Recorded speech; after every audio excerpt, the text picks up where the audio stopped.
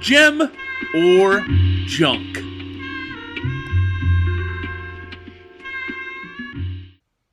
What's up, everybody? Patrick Hickey Jr. here, editor-in-chief of ReviewFix.com, bringing you another edition of Gem or Junk. This week we will be discussing the Game Boy Skate or Die Bad N Rad. For any of you guys that aren't familiar with the Skate or Die series, it was pretty great on the Nintendo Entertainment System back in the day. Okay, but the thing was, the games were mainly like tricks and stuff.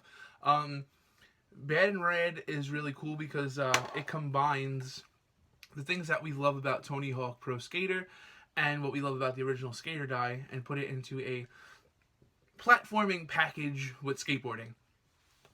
Unfortunately, the control sucks, and the game doesn't really do anything particularly well. The graphics are okay, the music is okay, it's got some good backstory to it, some good history. It laid the bricks for some of the greatest skateboarding games of all time, but in the end, it ultimately reminds me the most of one of the worst skateboarding games of all time. So let's check it out. So the thing that initially caught my eye the most of this game is that you can pick 4 levels from the start, which is pretty crazy. So we'll just start with the first one. So right off the bat, you're like, oh, this is not a bad looking Game Boy game. Oh, there's a wheel. Oh, let me jump for the wheel. Oh, jump for the wheel. You jump on top of stuff and it breaks. Very Goomba-esque. Those are flower pots, I think. So the only thing that sucks is the control. I pressed the jump button. Why am I dead? So we'll try this again. Oh, my skateboard, jump. Come on, jump. Oh, control sucks. So if you jump on top of stuff, you can break it. If you duck, obviously you're not going to get hit. But a lot of these ledges, you'll see once we finally jump over this thing. Here we go. These ledges you can jump on. Yes. Those ledges that have the same shading as the background that has no effect on you. So you can't jump on the garbage cans. God damn, the control sucks in this game. But you can jump on those ledges. So watch. Once we finally jump over, try again. Yep. Oh my god. Jump, jump, jump. So this makes the game a lot more difficult to play. If you're playing on a B is to duck, by the way, which is pretty cool. If you're playing on a regular Game Boy, yeah, those are dogs or panthers or cats or I don't know.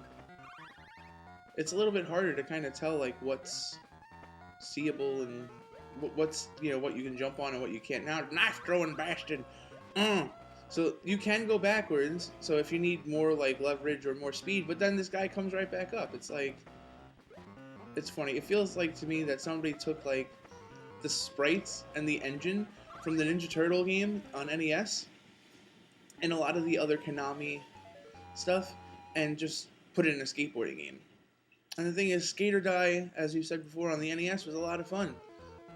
But it was all about tricks and different events and characters that look like Rodney Dangerfield, and this is just like a really wacky platformer on a skateboard. This is like kind of like the first Tony Hawk when you think about it. But these levels, these top-down levels, also feel like they're stolen from Contra, another Konami property.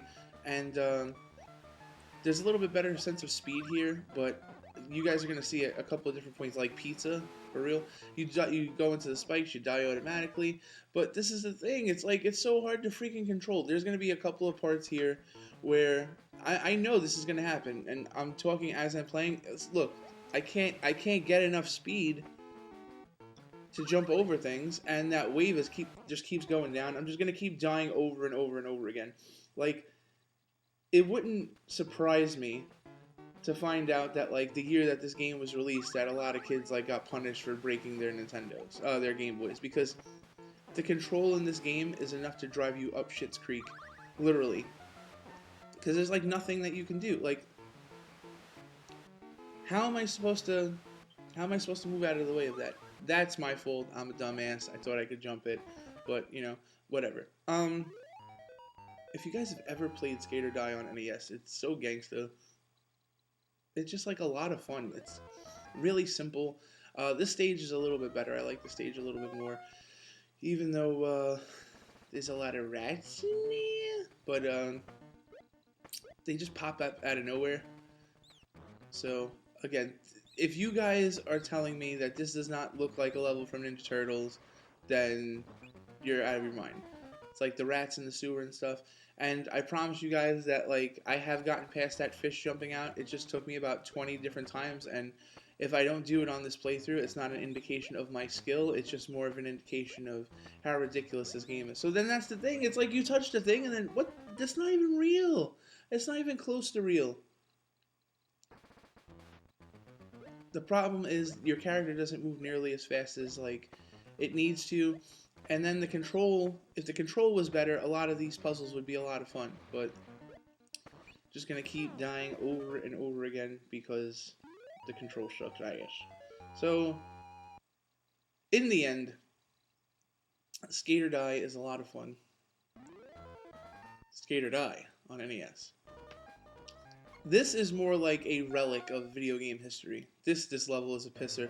So, before I finish up my little Jimmer Junk ending thing, so like, I can't get enough speed. I'm so fucked. I can't get over this. So I'm just gonna die. The best part in this level is later. Watch. Like, if you've played video games in the 80s, you know that, like, pipes are your friend. You go through pipes, all sorts of stuff. This sucks. All right, here we go. No! Ah! All right, getting some speed now, baby. Ah, fucking rat. Let's try this one more time. So pipes are supposed to be like your friend. Alright, I think I got this now. Fucking rat. You rat bastard! So, pizza. So pipes are supposed to be your friend, but you can't go through them in this game. Okay? See? So you just run into the pipes. Is it like closed on the other side? Like, what am I not seeing? So anyway, in the end, this game is, like, it's cool to have if you're a fan of video game history and you want to see, like, where Tony Hawk kind of started, even though it wasn't Activision, different company. But in the end, it's just a really weak game with crappy control. It's total junk. Junk. Gemmer Junk is brought to you by Brooklyn Video Games, where you can buy, sell, and trade your favorite video games and systems. For more information, head to www.facebook.com/Brooklyn Video Games or call 347-314-3267.